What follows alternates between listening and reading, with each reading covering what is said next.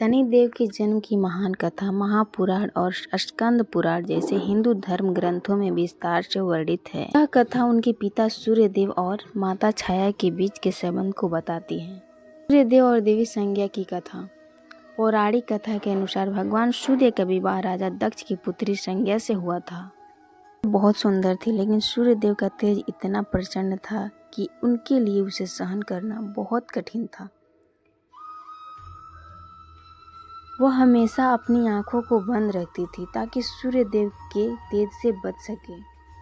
एक दिन संज्ञा ने अपने पति सूर्यदेव को बिना बताए तपस्या करने का निश्चय किया।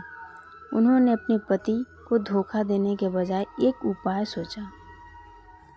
उन्होंने अपनी ही तरह दिखने वाली एक प्रतिकृत परछाई बनाई जिसका नाम छाया रखा। छाया बिल्कुल संज्ञा जैसी दिखती थी, लेकिन वह सूर्यदेव के तेज को सहन करने की शक्ति रखती थी।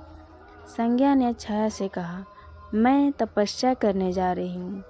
जब तक मैं वापस न आऊँ तुम मेरी जगह पर सूर्यदेव की सेवा करना। सूर्यदेव के इस अपमान से शनिदेव को बहुत दुख हुआ। उसी क्षण उन्होंने क्रोधित होकर अपनी दृष्टि अपने पिता सूर्यदेव पर डाली।